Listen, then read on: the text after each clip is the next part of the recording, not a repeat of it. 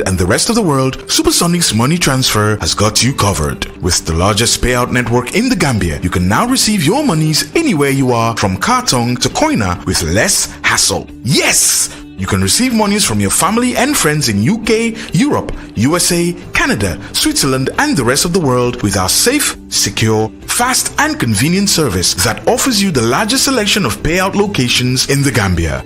Supersonic's money transfer. We are currently in 34 African countries and counting, giving you quality money remittance services that are second to none. Visit the Google Play Store or the Apple Store today to download the Supersonics Money Transfer app and enjoy excellent money transfer services only with Supersonics.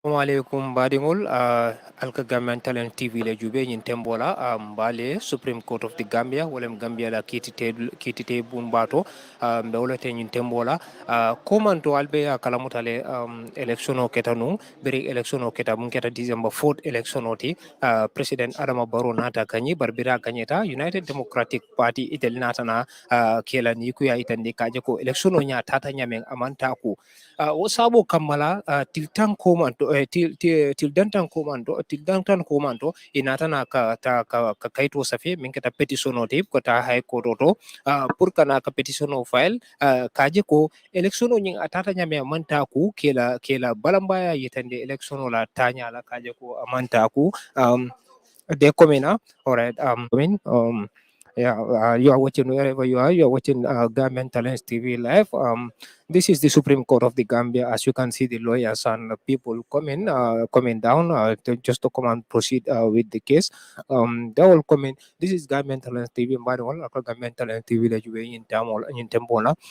Mbali Gambia la kiti bumbal to tembi ka fo men Supreme Court of the Gambia albe aron de commando United Democratic Party wole petition no file nang Supreme Court of the Gambia jang ka atenyim President Adama Barrow ka pour ka itande ko election o nyimmen tambita mun kera December 4th presidential election o ta tanya nyin amanta ko anen loi amanta abe wol kono ko min yalon ko ye wolle fo min be petition o kono wolem ko election o nyin tanya amanta ko ka don ko ni nata jube ma fanna dol be president woni ay diro ke kalerol la ani tabirlan joran wal kadi mol la nyin kam pour que mol la quartier sotono nyamen doron fanna dol fanna ay masingo dije min ka daño juru masingo di fanna dol fanna min yalon ko ol fanna kuma kan wol fota je min yalon ko manke kuma kan sobeti min keta kuma kan jowolti e ko fanna o fanna yatina le mansong United Democratic NP National People Party la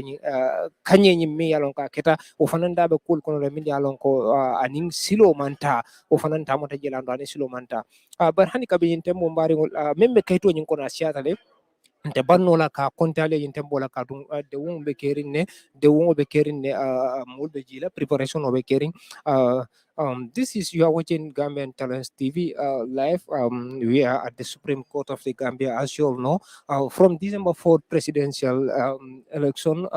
From December 4th presidential election. All right. All right. As you all know, after December 4th presidential election, the United Democratic Party saw their dissatisfaction how the election process was done.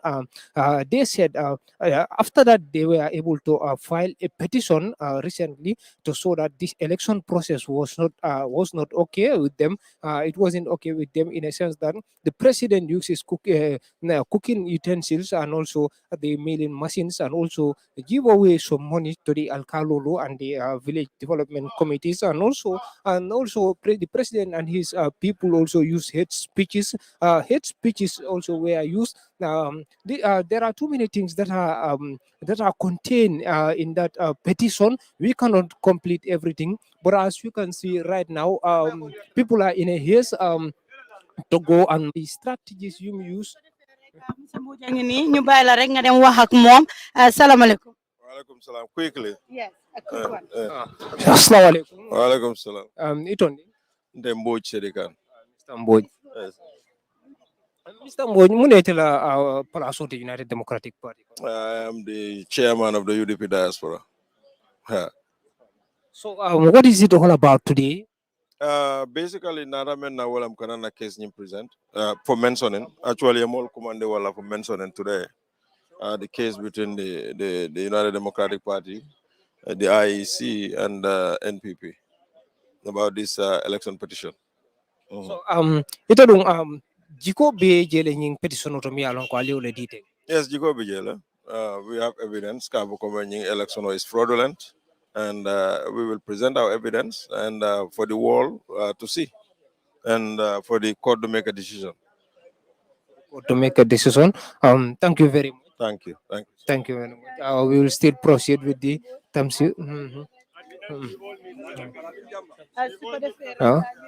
Was mbadi ngol hani kabi mbetente na nyato ni mole nyoja hani kabi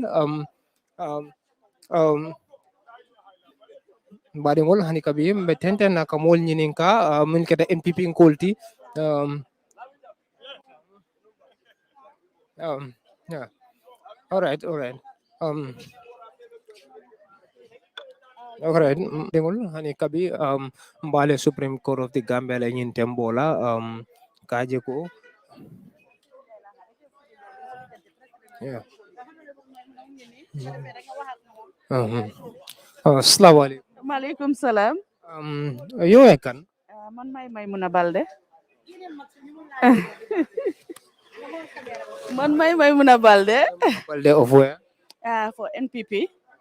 alright memuna Nice. tey mo ten ak lan mo waral sen tanka bi si high court bi Tey moom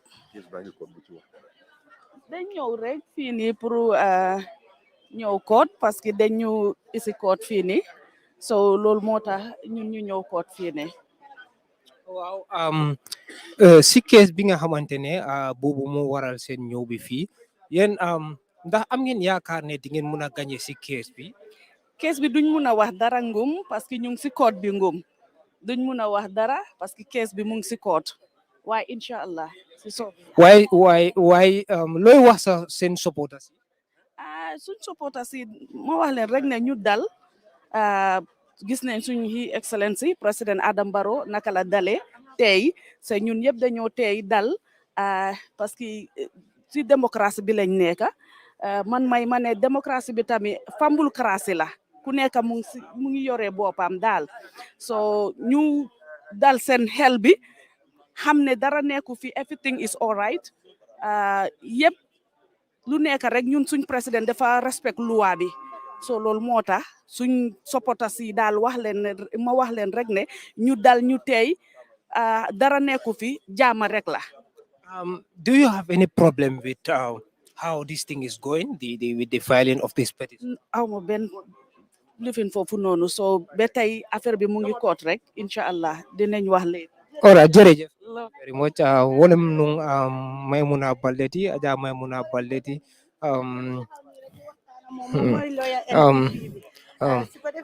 assalamu alaikum. Yeah, hello. Who is that? Is Lawyer Mboj. Yeah. Okay. Mr. Mboj, how's it? Fine, thank you.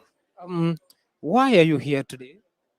Yeah, you know, the NPP and the president are almost one and the same because he's obviously the party leader and secretary general of the National People's Party. So I have no choice but to come and witness what is being done and what is being said. We are watching closely. We are an interested party in this case. Yeah. So, do you have any hope that this case you will win it, your people? No. This is not a question of winning the case. It's a question of killing the case. Because a dead case cannot survive much more to win it. You win a case or you win a game, but this is a non-starter. They don't have power to bring the president to court in person. The constitution is against that. That's why there is an objection to that. Yeah. Exactly si biir courthouse bi lan ngeen doon waxtaanee lan moo xew. Tey luñ doon waxtaan mooy affaire yi préparation bi case bi naka lañ koy defee because lawyer président bi Sheriff Tambidou moom dafa file objection ne case bi court bi mënu koo def loolu mooy constitutional objection so saaf nañ gaay saaf nañ IEC tamit am nañ right pour respond ñoom tamit UDP am nañ right pour respond so ñoom ñëpp suñ respondé then court bi ñoo decide whether case bi dina dem forward wala foofu la bojee. So which means right now foofu ngeen toll. Yeah, right now foofu lañ stand. delluwaat si code bi. ñu ngi war a dellu si court bi on Tuesday. Monday conference bi boobu dañoo toog ñu sort out kayit yi xam nga IEC ñu ngi war a saaf kayit UDP tamit ñu ngi leen war a saaf nañ leen ba pare waaye dañ war a tontu so kayit yu ñoo tontu yooyu la ñoo saaf ñu distribute ko ñu make sure ne ñëpp am nañ seen kayit yi balaa Tuesday loolu mooy status conference bi waaw. All right, loo amal pour general public bi. Yeah, for now, war nañoo xam ne Gambia is a full-fledged democracy because it's only in the Gambia you can have a situation like this where you can sue the president in person and you walk away with it as if nothing has happened. You know, nobody dares to do this in the past 22 years. We have seen Yahya Jammeh winning elections, alleging that it has been rigged, but they never sue him in person. This is the first time. So this is it's a development in our jurisprudence and in our democracy as well. All right. Lawyer Mbodj jamono ji xam nañ ne doo dee daw question tey naka la mel kan mooy Bori S Touré moom it mu nekk lawyer bu UDP tey ñu gis yow it nga ñëw si code bi yéen loo leen a def. Yeah, first of all, Bori, although member UDP la, am na right pour taxawal UDP. Okay, man, I'm a lawyer for the NPP. Man, I'm not right pour taxawal suma party bi. But right now, NPP is not yet a party in this case. It's most likely objection will be here next week. Sunango pro ñu génné touri president bi obviously is the National People's Party. Ñom lu ñoo complain ni yépp is not against the president. It's against the National People's Party because my party leader, my secretary general, my candidate for the NPP. So that's why man tamit ma ñew féké case bi tay. So fu nekk ni lan la case bi wax. Yeah, it speaks volumes. It speaks volumes because I'm Luabi, first of all, is a test of the jurisprudence of our country. Case be façon case be musuta am. This is the first time in the history of the Gambia. So court def a decision on it. It becomes a precedence, and precedence bobu dafa jëriñ Gambia dafa jëriñ ñeneen dëkk yi nekk around because anytime you have a case like this mun nga use the decision of this court as a precedence in that case. Just like am nañ cases yu mel nii in other jurisdictions like Kenya, in Malawi, in South Africa. So it becomes part of the legal history of the Gambia. Loolu mooy njëriñ bi. télé yi bari nañ si dëkk bi waaye bokkuñu ma bëgg rek nga break downal ñu UDP lan leen wax maanaam lan leen suyal. Yeah, I know petition bi already tasaare nañ ko social media bi ñu bari am nañ ko. Waaw. te yow lawyer professional lawyer nga dinañ bëgg nga break down ko su ko defee ñiti jànga si. First of all, lu ñoo challenge against the Election Act mooy ne NPP man NPP lay wax because kenn gisut président Adama Barrow wàcca jox nit sujeer wala jox nit machine wala jox nit xaalis seen pétition bi yëpp waxuñ si loolu so obviously dafa mean ne agents yu ñoo wax ñooñu members of the NPP la ñoo wax so NPP party loolu moo tax ma ñëw pour taxawal parti bi xam lu xew but ñoom seen petition bi apart from they call it corrupt practices. Yeah, it depends on the definition. Xam nga legal term ak legal word mun nga ko define in a way that will suit your purpose. Ñoom duñ koy define mooy ci si campagne bi sujeer yi dëgg la tasaare nañ sujeer yi dëgg la joxe nañ mili machines but it's not only the NPP. The reason why Esa Fall pulled out is because he's convinced that he has also given cooking pots and machines to the voters to solicit their vote. And the evidence we have as at now, UDP Lundef, si campaign bi. The photos are there. The party leader is there in the middle of it. Their other party militants are there. So lolu can go with it. It's not NPP only who give out machines or who give out cooking pots to electorates. Cash, yeah. Politics cannot be done without money.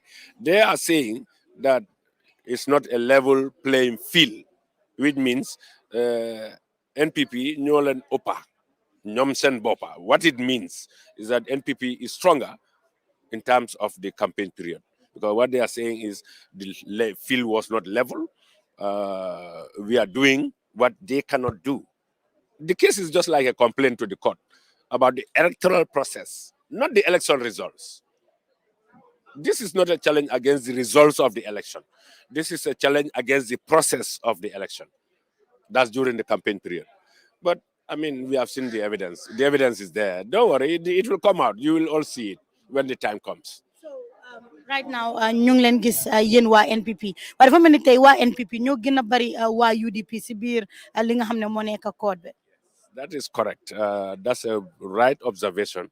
Even in the legal side, in the court, although IEC is represented by 2 lawyers, while lawyers president right now is the name of the president. Nolan Opa, I don't know, 2 or 3 times, because we have almost a dozen lawyers on behalf of the president, and we have seen 3 of them. But who knows? Maybe others are there. They will come and join them when they see that the mighty NPP is here with all their lawyers. So certainly we may see more lawyers from the UDP. But even the general public, the people who come out today to support the party, I've seen almost all the executive members here. Almost all the executive. And that's a good sign of solidarity and support and uniqueness and oneness in the NPP. That's all we are advocating for. One Gambia, one people, one nation. As a very experienced legal practitioner, have you ever seen cases like this wherein the president was won against the filing of this petition? Yeah, it's not like I said, the family is not a challenge against the election results, because petition Supreme Court, the forward contain the election results, the petition itself. So that shows the incompetence of their petition. While not only that, they did not indicate the results of the election. And they are saying is Adama Barrow who won the election. He was the one who was duly declared as the winner of the last presidential election. And that is their reason why they are suing him in his own name. But they have to remember also that he is not only an individual, he's a party leader and he's a president. So you didn't give the example because the journal order to join Attorney General in this case. I forgot to say that. And the reason why the court said that there should be the Attorney General should be joined in this case is because it affects the interests of the state. The state is the president. The president is Adama Barrow. So all these are tied together. You cannot separate them. Even as at now, they cannot separate Adama Barrow from the NPP, because the party leader and the Secretary General. So wherever he stands, it's like the party that is being sued, but in a wrong capacity. In a wrong capacity. So the court has always 2 choices. Either they strike out the case, or they allow them to amend it. Amend is correct their processes. Join the right people. We have seen they join the IEC. We have seen the court has joined the Attorney General. Maybe the NPP will also come and join them when HE's name is out of the case. Hanali win la pour ci democratisation process budi contribute kani pour gis ne a party taking a president to the court. Yeah, this is a second test. The first test we have crossed in the Yakumba case in the Supreme Court. But in that case, it was against the office of the president. That was what was sued in the court. So that's why the Attorney General was there. That make it compulsory, all right? But in this case, they are suing the president in person, in his own name, individual. The president did not contest the election as an individual. We all know that. They know that. The president contested the election as the sitting president of the Gambia. He's still the president of the Republic of the Gambia. And secondly, he's also the party leader and secretary general of the National People's Party. So those two offices have to be filled in this case. I must tell you is that anybody who will be affected by the result of the case should be joined as a party in this case. So this lot join Attorney General. Legi des na NPP. si lu gàtta luñ dégga fan yi rek bu ñëw wax ak kenn si ñi nga xam ne ñu ngi ñëw si court bi mu ne court bi fa war a dem on break waaye lan moo tax case bi ñu def ko right now. Yeah, it's boobu tamit loi la because constitution be more teral. So file a petition, whether the court is on break or not, or on session. War nañoo hear petition bobu within 30 days. That is 1 month. And I'm sure you will all know the reason. Closely tied to the swearing in of the president. Because normally the swearing in is within 1 month after the election. So the court also is mandated to hear the case within 1 month so that bala swearing in bijot, they have disposed of the case. Yeah. So the family come case be what a story no. No. What a story. We are expecting the name of the president to be struck out. Why sa face bi gis nañ ne yaa ngi feel ne comme ko amul presso sax. Is that because of the hope you have? No, it's not only hope, it's confidence. The confidence I have in this case that this suit is incompetent. I wish that Mansuma Bopa, I was addressing the court. No, Serif Mom is my senior. He also is led by a senior, so I cannot go into that. But if I was the one defending the case, we may start arguments today. Arguments on the legality and the competence of this case.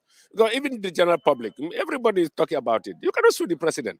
He has constitutional immunity. Lawyer bu UDP bi xamul liggéeyam. Well, no, not xamul liggéeyam. Xam nga loi bi dafa sew. Everybody, we know that. Ñu ne loi bi dafa sew. Lu tax ñu ne loi bi dafa sew mooy you can never know which way it is until court be decide ko. So this is why I said it's a test for our jurisprudence and our democracy. Because this is the first time that the court will pronounce on the legality of suing the sitting president in person instead of office of the president.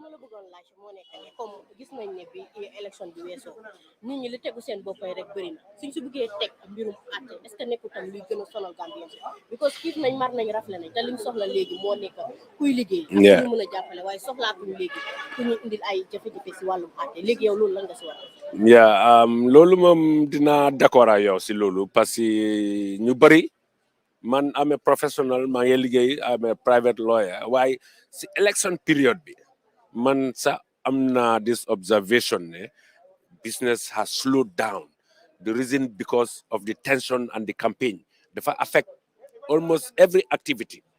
And that has slowed down the functions of the economy. That makes life difficult for Gambians. And then, like you said, by now, we should have put this in the past. Generally, you face national development. But it is a setback, really, because Bala case with the jihad.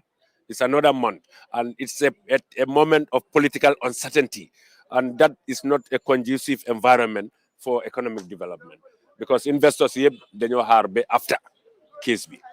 During campaign, everybody was saying nañ harbe after election. Legi election bi jena legi court. So foog ñu harat be court bi je bala nañu mëna am sen bopa.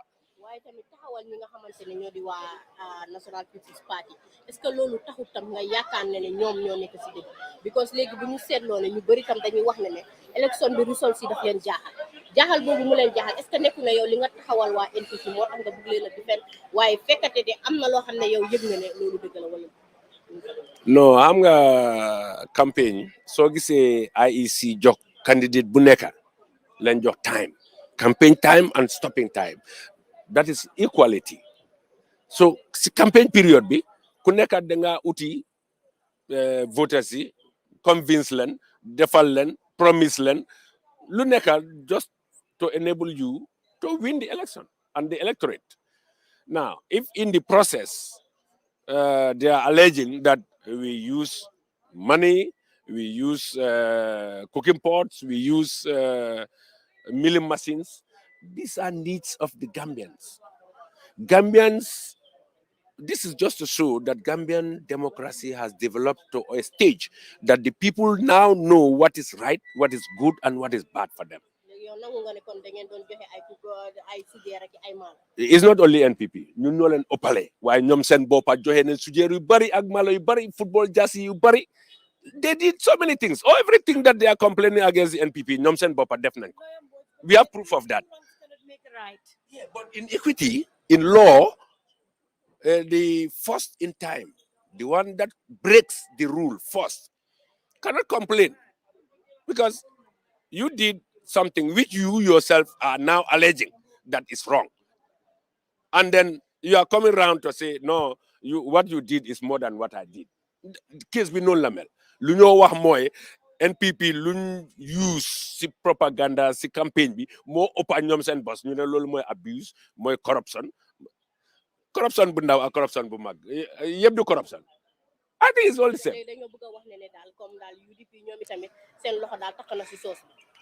Natal yooyu du jeex evidence bi mu ngi nii du jeex yëpp la ñoo génne ñu indi ko si code bi wane ñoom seen boppa fu ñoo mee sujeer fu ñoo mee milling machine fu ñoo mee jasis fu ñoo mee xaalis is abundant is in mu ngi fe social media tep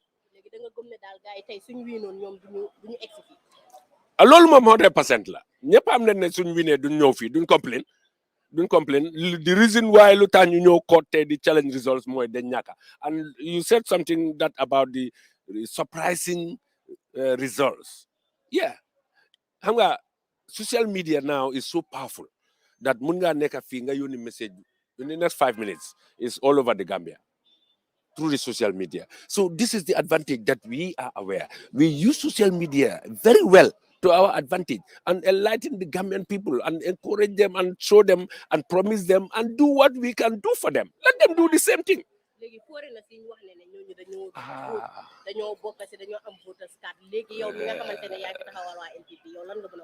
No, I'm going to tell it's a non-starter. The reason why I said it's a non-starter more ñom sen bopa. Since the time of the registration, they have party agents all over the registration centers. Every registration center in this country, UDP was there. Their agents were there.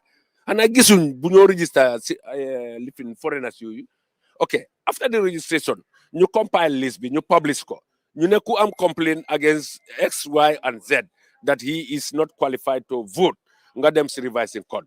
You set up revising courts. For 2 months, courts yangi talk, 2 months, the courts were sitting as revising courts. There was no petition. There was no complaint.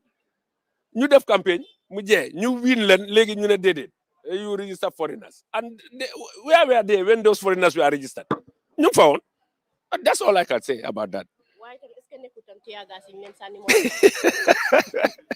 No, that's the duty of the police. The function of the police is to maintain peace and stability in this country. Country without security is doomed. Security is a priority in this country. Why is the security being made? No.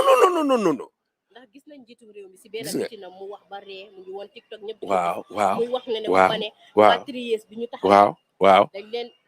Sanitary gas. Why legi luñ leena def moy opalulu. Li sample la. We need security in the country. We need peace. We need order. We need stability. The country cannot go without peace and security.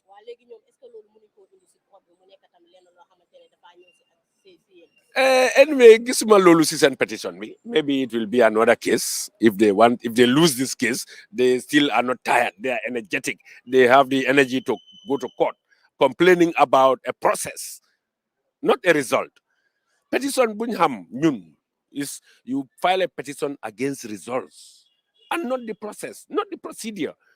Procedure be ñun ñepa ko def. And I know $1, that's the only thing I can say. That's what they are complaining. Mr. Mboj, you've made mention of the president has a constitutional immunity. Are there any exceptions to that regarding this case? No, I'm not exceptions. There's a distinction between the civil and criminal. Okay? Civilly, you cannot sue him. More civil action. Civil action. All right? Although, I'm not some criminal element.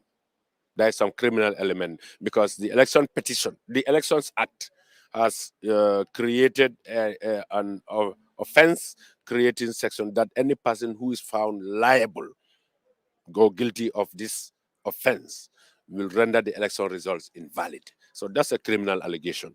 It's not only civil, but President Amna immunity, civil immunity, you cannot sue him in person. Even in his private capacity, is expressly provided under the Constitution.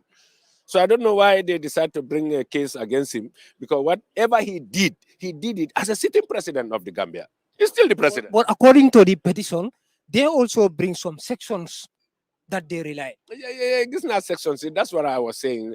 Are those sections not valid? Against themselves.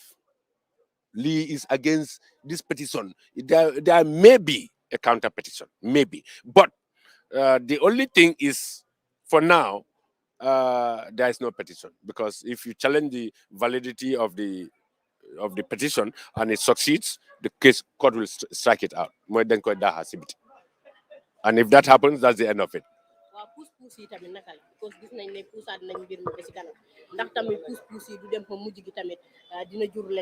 No. Court be Chief Justice be wax na ko si court bi mu ne mu ngi ñaan ñëpp lawyers yi ak judges yi pour ñu def case bi within 1 month. So do pass 1 month. I'm definite. I'm sure of that. Because loolu la loi bi wax te suñ sijee lu loi bi wax rek loolu lay def. yéena fi ëpp waaye UDP bëri wuñ fi dafa mel ni xanaa da nga bëgg a wax ne ñoom dañu ragal wala dañoo nëbbatu suñu No.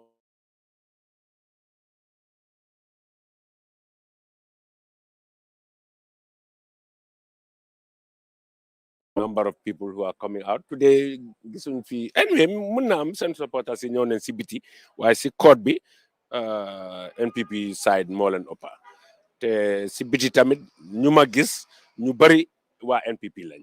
So which is an indication that we are more confident that we'll win this case than the UDP. di ngeen am confident ndax xam ngeen ne yéen a téye réew mi ndax tamit di seetlu nañ ne si yeneen réew sa boo bàyyi xel képp koo xamante ne yaa toog si nguur gi yow yaay faral di ekkati sa loxo naan yow yaa nekk si kaw kon ragalu leen parce que xam ngeen ne yéen a nekk si nguur gi. No, loolu is obvious. That's an obvious fact. Loolu mooy the advantage of an incumbent. Incumbent mooy sitting president. Ku toog doole bum am mun nga dajale opposition yëpp te loolu it has reflected in the results. The NPP alone is able to pull out 53% of the votes.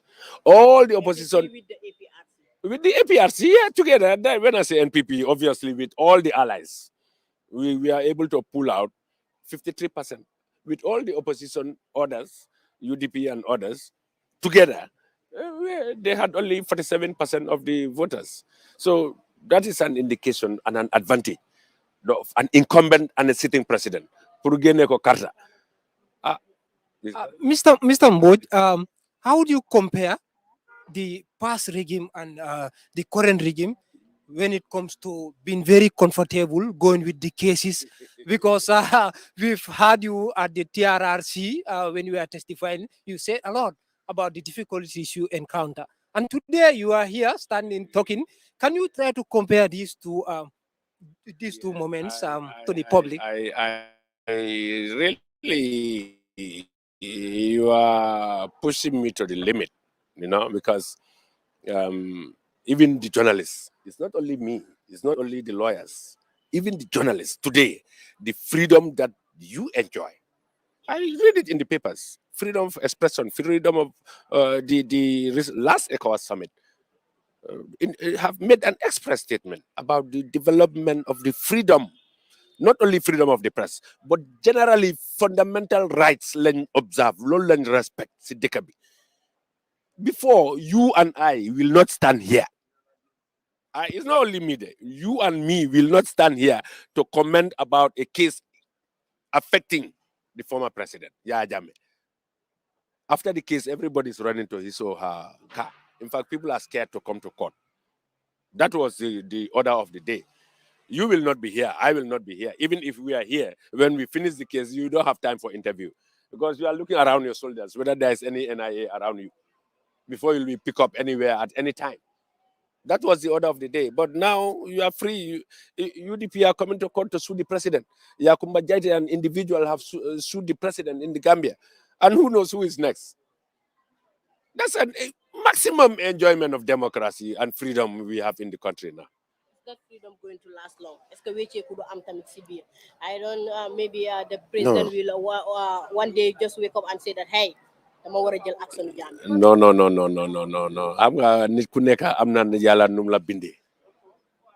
We have all seen the patience, the virtues of the president. Lee Mota, we were able to convince the people. It's not about the money. It's not about the cooking pots. It's not about the machines. It's the humanity, the human nature of the president. He's very marketable. Why? Because he has very good qualities. He's very patient. He's very tolerant. He's very decent. He's very respectful. And the advantages he has, you cannot compare it to any other opposition candidate. A president who can speak 5 languages in your country. I think you know that. You can speak English, you can speak Wolof, you can speak Mandinka, you can speak Fula, you can speak Sarakule. Which president in the Gambia or which candidate can do that in the Gambia? It's only Adama Barrow. So that makes him marketable and very easy to convince people to vote for him. No.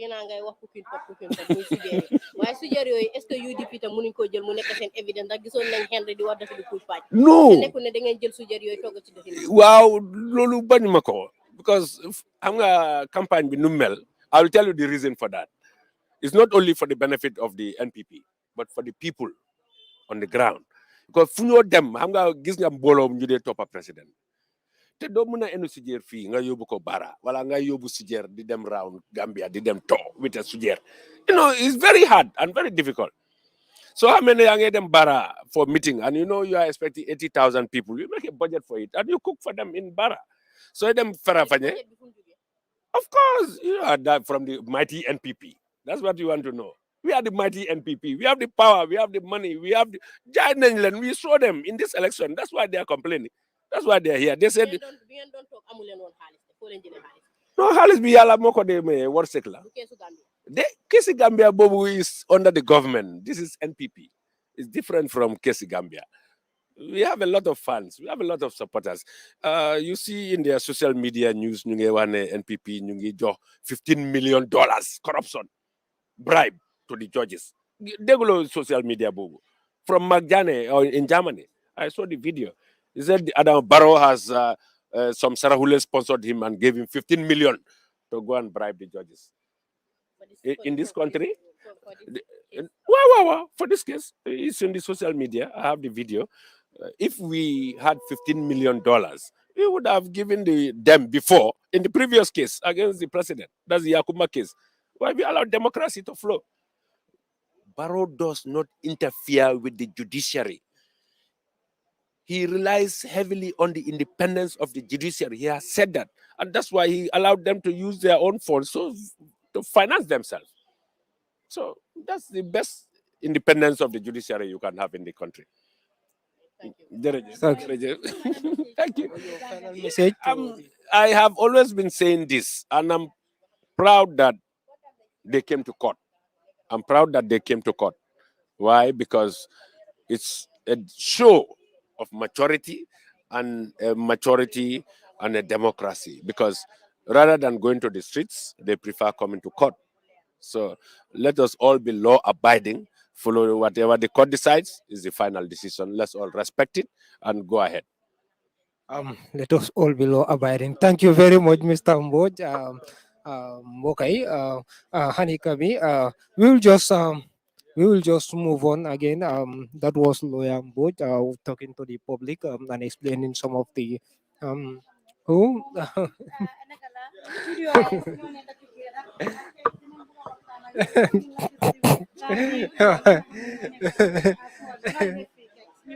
No, actually, I'm a citizen of this country, and this is something it is good for our democracy.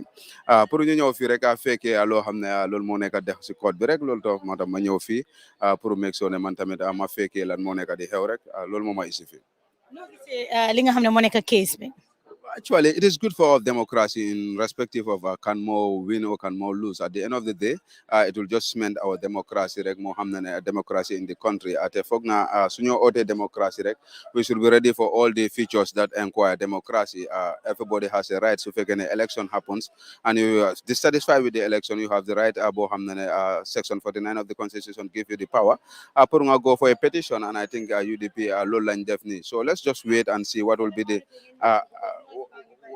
the outcome of the case. So for me, it's absolutely nothing, but it's just good for our democracy. Let's see how things will unfold. All right, text nga liggéey ak doy ñu gis ne doy accept nañ results si saasi loolu lan la moo wane parce que ñu bari den respect doy si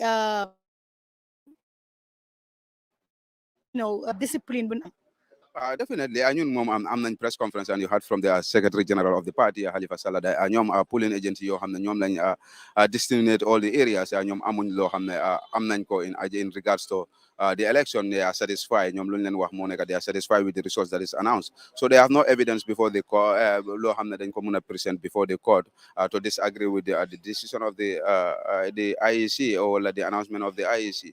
So loolu rek moo tax doy has accepted it unless we have an evidence. But we don't have any evidence. So, we didn't come to the court. We accepted it with good faith, know that the Gambian people have spoken. lay wax Gambians yi nga xam ne ñooy seetaan pertaining to this case lan nga si jàngat. Pour Gambian yi xam ne rek this is democracy te suñu ootee democracy rek dañu war a accept all the features of democracy. UDP has all right pour ñu ñëw si court bi te it is important pour Gambian yi bàyyi ñu exercise their constitutional right bi ñëw si court bi wala ñëw seek address in regards to the issue boo xam ne dañ feel like ne they are not satisfied with the results comme que loi bi moo leen may doole and they are acting according with the law te Gambian ku nekk rek da nga war a make sure that the rule of law prevail in every circumstance. Comme que they are acting in accordance with the law to challenge the decision of the court, the decision of the IEC or the election results. Nañ leen bàyyi rek ñu utilize, but that doesn't mean whether they are right or they are wrong. So fu mu nekk nii nañ leen bàyyi rek to utilize that ate foog naa ne tamit ñu isi fii both the IEC and NPP party ñoom tamit ñu ne they are satisfied with the results and lu ñu announce loolu la. So let's wait what will be the verdict of the court rek lu amee rek ñu xam ne rek dafa yokka suñu démocratie su fekkee ne NPP moo win rek dinañ wone anytime koo xam ne da nga war a isi petition before a court da nga war a do your homework nga xam all the facts before you. Su fekkee tamit UDP moo win tamit it will show you that any person koo xam ne even you are incumbent you cannot cheat our election or you cannot do anything loo xam ne it is in violation of the Election Act. So it's all the outcome will be good for our democracy te dina cement more of these issues and going into the future. Come we are calling for democracy. We should all accept the features of democracy. So for me, I'm satisfied with whatever come. I just came here as a spectator, as a citizen concerned about the whole case, and I'm interested to know what will be the outcome of the case. And this is why I'm here, not in the capacity of any political party, but as a concerned citizen. I am here at the court. Yeah, ñu ngi gis ne soo gisee court bi tey dafa mel ni waa NPP ñoo gën a bari dan waa UDP lii ndax duñu indil problème because suñ fi gisoon waa UDP ñu bari nit yu bari dina ne gars yi xit na dañ just ñëw ku indi fitna ku indi naka sudut noonu fogaloo ne NPP dañ waroon a toog few people ñu ñëw rek comme naka la ko UDP defee. I'm a court is a national bantabala, and everybody has the right to hear the case so it depends on how interest they have in the case. If they have that much interest and I see them outnumber the other political party, that shows that how much interest do they have in the case. But there is no restriction there is no law that says that nobody should come to the court to attend the hearings of a particular case that your party or your institution has been affected. So if they form a delegation and came here, that shows you how interested they are in the court. But that doesn't mean that UDP too doesn't have an interest. Maybe they believe in their legal team, and that's why they allow only the legal team to come and do the job for them. And this is why you don't see most of them there. So for me, it is fine. It just shows that how interested the NPP are in regards to this case and how serious too they have taken this case. This is why you could see a number of people people attend and they are sitting. Kek sana la ñoo waxal kek bi léegi rek soo doon war a advise NPP nga war a advise UDP loolee naa advise both parties. may wax moo nekk rek affaire bi mu ngi si before a court te court moom nekkut këri kenn ñëpp a ko moom so what they will do is best nañ allow the due process of the law to take the center stage ñu allow the process since before mu ngi si court bi because su fekkee ne ñoom yëpp am nañ doole we will not have been here but xam nañ ne ñoom yëpp they didn't have the power to determine the election so lu ñooy def moo nekk ñëw court te comme que UDP has set a petition ñoom tamit they believe ne ñoom they have a case ñoom yëpp nañ show the maturity bi ñu advise and supporters yi to desist from any thing loo xam ne dina isi a chaos in this country ñoom yëpp nañ allow the due process of the law because we have a very independent judicial system in this country because so far we have seen cases that were against the state and state happens to lose or cases against the opposition happens to lose so that shows you how independent our judicial system is so let's allow the due process of the law to do the right thing loolu lay advise both parties here let's allow the due process to take the center stage. All right, thank you. Thank you. That was Kek Sane. And now next to Yankuba. Assalamu alaikum. Every day moom moo ñu dee jox information su ko defee rek Yangs nga génne max bi tuuti rek ñu mën laa dégg Yangs lan moo jot a xew ak loo ñu mën a wax. Waaw fu mu nekk nii case bi door na tey lawyer si all parties because parties si case yi mooy UDP mooy di petition si court bi nii trying to challenge the validity of the 2021 presidential election results ñu ngi wax ne the election of President Adama Barrow is invalid so fu mu nekk nii guys su neen President Adama Barrow ñu suwaat kii ku ñëw wax ñu ñëw IEC waaye force pour ma wax ne IEC ñu ne kenn they are challenging why they are added in the suit. So UDP, they have different things to battle out in this case. One is the lawyers for the president are saying the president has constitutional immunity under Section 69, that he is immune from civil and criminal proceedings by virtue of his position as the president of the republic. So ñoom ñu ne président bi kenn mënu ko su IEC tam ñu ngi wax ne ñoom tamit kenn mënu leen why will UDP add them in the suit? They have preliminary objections for being added in the suit. So ñaari yëf yi ñoo nekk di am so loolu moo tax Supreme Court lawyer yaay Adama Barrow yi ñoom file leen li ñoo wax motion on notice dated on the 16th ñoom file leen motion on notice so ñu ne Chief Supreme Court dafa jox lawyer UDP ak IEC 2 days to reply on that motion whether the suit should be dismissed. So Tuesday at 10 o'clock the case will be heard. That is only motion whether they will dismiss the suit or they will continue with it because so the Lulu is dealing with the jurisdiction of the case. Can a president be sued? On what basis can a president be immune from prosecution, civil or criminal? So no more issue be from nekane. So on Monday, Chief Justice dafa organize a status conference at his chambers to discuss the case because mom dafa buga hear case in 30 days mu finish ko. So dafa urge lawyers let them all participate and work together as a unit for the expeditious trial of this suit so that justice will be determined at the end of the day. So I understand the suit, according to the Chief Justice, is a matter of public interest, and they desire to hear the case within 30 days. So to repeat what I have said in short is, there are three issues in this case today.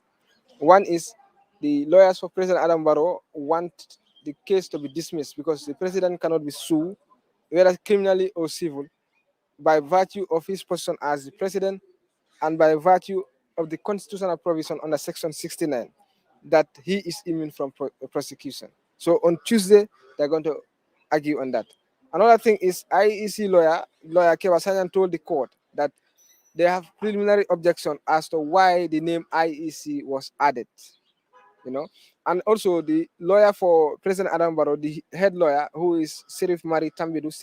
Tambidu, he said they have objection as to the motion UDP filed. UDP filed a motion ex parte that they want ex parte order to add the name of IEC. But Sirif Tambidu said, according to the Rule 22 of election petition, that all application must be on notice. But the UDP application is on ex parte. When you say ex parte, it means it can be had in the absence of the other parties. It does not necessarily require their presence. So these are the three issues. So the Supreme Court will hear the motion on notice on whether to dismiss the case or not. So as you have seen, the case has attracted, the courtroom was filled. The biggest court in the Superior Court's complex, courtroom number 1 was where the Supreme Court was held, but it was full to capacity. We saw the presence of ministers and all. So it's a case that the Chief Justice have emphasized that he wants to try it expeditiously so that justice will be within 30 days. That is his desire. So on Monday, they will discuss the timeline and see what's best in the case. Thank you very much. Belegi. Yes. Yakuba, for those that can speak English, you can go ahead and further explain some of the issues to them because Gambia, many people cannot hear what you're saying. So if you can do that, please. We know that time is not there, but please. So what happened today is the case today is the first hearing of the case. The case United Democratic Party versus Adama Barrow and IEC. It's an election petition case. The United Democratic Party came second in the election, and now they are challenging the validity, challenging the validity of the election of President Adama Barrow. If you all recall, the IEC announced that President Adama Barrow is the winner of the 2021 elections, the presidential elections. So UDP are dissatisfied and they relied on the constitutional provision to bring the petition. So today was the first hearing, but a lot of things happened today. It's the first day, but a lot of things happened. So first thing is the lawyers for President Adama Barrow, headed by lawyer Sirif Mari Tambedu and lawyer Christopher E. Mene, they have filed a motion on notice that the case should be dismissed. Why? Because the president has immunity. That is their argument under Section 69, that he's immune from civil and criminal prosecution. All those things are there. They have the arguments that by virtue of his person as the president, these people cannot bring a suit against him. That UDP cannot sue President Adama Barrow. That is what they are saying, the first ground. Another thing is, Sirif Mari Tambidu, the lawyer for lawyer for President Barrow, also raised another issue because UDP filed a motion ex parte that that Sirif Tambidu is saying, lawyer Sirif Tambidu is saying, by virtue of Rule 22 of the election petitions rule, all applications should be on notice, not ex parte. There are two ways of making application: ex parte and on notice.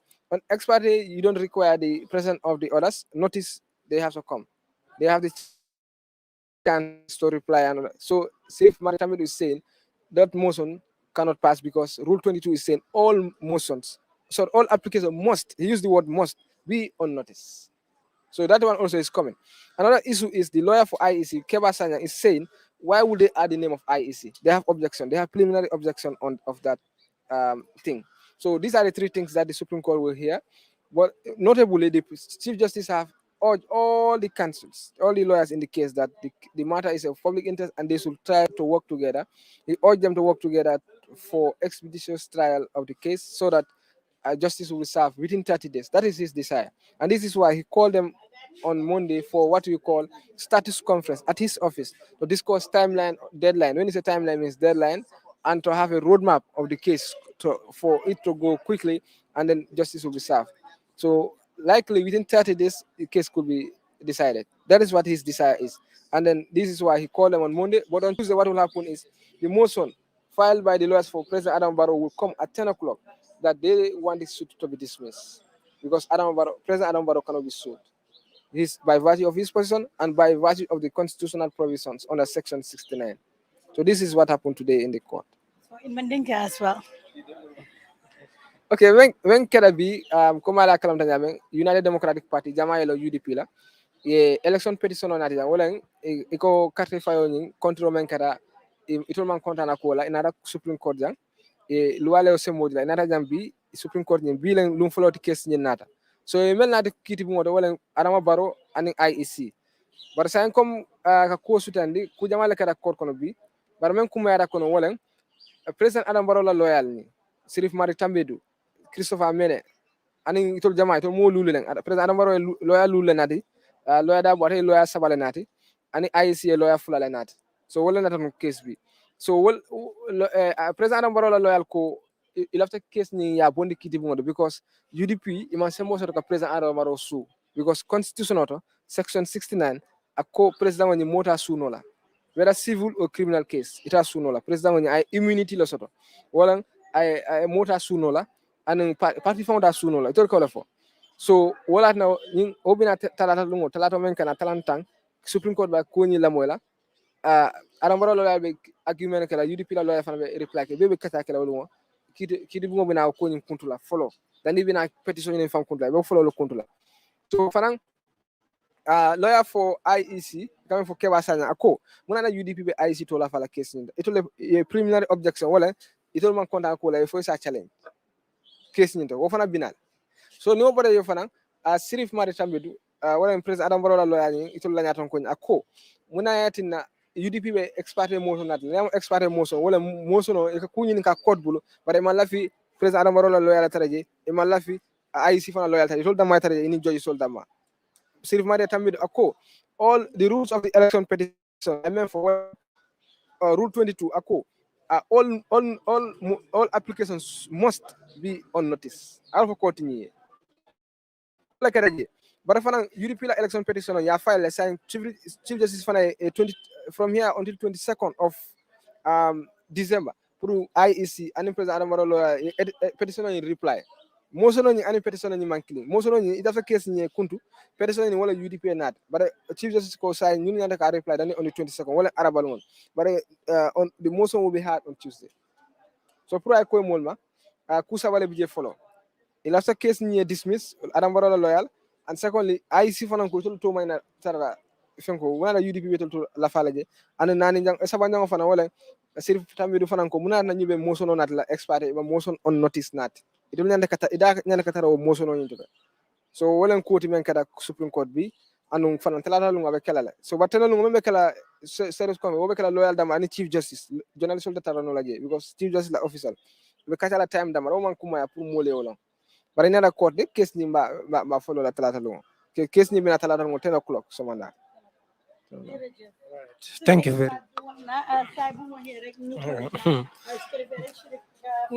Thank you very much. Mbadingol hani kabi albe kal hakiro bulandere kalbe Gambian Talents TV le jube kang nying ketale kuti mi alon ko petit solo meng ai in United Democratic Party wala nati jang ko men ne mo fo dorong yumen nati jang ka file ka je ko election o nyanga tata nyameng amanta ku wo kamala President Adama Barrow ina tata su ya kumandi nan jang afana na loyal nata na kana ma bebi o kola aning IC fana na mul fana nata benta jang ko mi jang ko baya fo nyameng wol fana nata benjam pour ka jeko ka lungo muta ise lungo mi isina benno fo ka jube case nyim fo anyanta ka continue no le fate continue no la mbadi ngol ko kuma jama la foto jam bana hani kami pour ka kungul kum fa doron ka je ko talato men minate ngo talato lem loyal besila in Chief Justice pour ka ko kacha fo case nying fasita no le bang fate tano la katung President Adama Barrow la loyal be wala foka woto kamala mbadi ngol balte la mbalje la albe Gambian Talents TV le jube kan alning albade malam Sheriff Conte mba fola le ala baraka for next time talato al se continue kan jube pour fen ngal nyanta kalon ala.